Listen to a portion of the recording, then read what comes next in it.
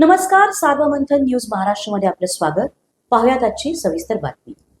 अहिल्यानगर जिल्ह्यातील राहुरी तालुका पुन्हा एकदा गोळीबाराच्या धक्कादायक घटनेने हादरला असून चक्क नातवानेच आपल्या चुलत आजोबांवर पिस्तुलातून गोळ्या झाडल्याची खळबळजनक घटना मोमीन आखाडा परिसरात घडली आहे.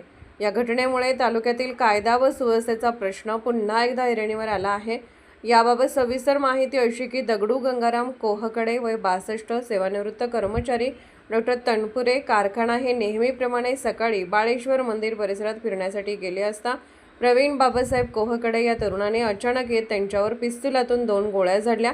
यामध्ये गोळी त्यांच्या उजव्या बाजूच्या पोटात घुसली असून त्यांच्यावर नगर येथील खाजगी रुग्णालयात उपचार सुरू आहेत. गोळीबार केल्यानंतर आरोपी प्रवीण कोहकडे घटनास्थळावरून फरार झाला असून पोलीस त्याचा शोध घेत आहेत. घटनेची माहिती मिळताच श्रीरामपूर विभागाचे पोलीस उपअधीक्षक चारुदत्त भवर, पोलीस निरीक्षक संजय ठेंगे यांच्यासह मोठा पोलीस फौजफाटा घटनास्थळी दाखल झाला असून या गोळीबारामागील नेमके कारण अद्याप स्पष्ट झाले नसले तरी जुन्या वादातून ही घटना घडल्याची चर्चा परिसरात सुरू आहे.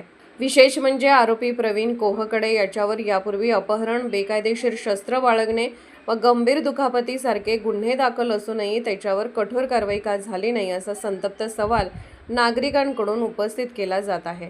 गेल्या 2 वर्षात राहुरी तालुक्यात अशा अनेक धक्कादायक घटना घडल्या असून कायदा व सुव्यवस्थेचा पूर्णपणे बोजवारा उडाल्याचे चित्र आहे. गावठी कट्टे सर्रास उपलब्ध असताना पोलीस प्रशासन मात्र निष्क्रिय असल्याचा आरोप नागरिकांकडून केला जात आहे. त्यामुळे आता तरी पोलीस अधीक्षकांनी खमक्या आणि कठोर अधिकाऱ्यांची नियुक्ती करावी अशी जोरदार मागणी होत आहे. राहुरी तालुक्यात गावठी पिस्तुले आणि गुन्हेगारीचे प्रमाण वाढले असताना गुन्हेगारांवर वचक बसवण्याऐवजी पोलीस यंत्रणा इतरच कामात व्यस्त असल्याचे नागरिकांचे म्हणणे आहे. या परिणामी तालुक्याची प्रतिमा दिवसेंदिवस मलिन होत चालली आहे. सार्वमंथन न्यूज, राहुरी, अहिल्यानगर. सार्वमंथन न्यूज महाराष्ट्राला लाईक करा, शेअर करा, सबस्क्राईब करा.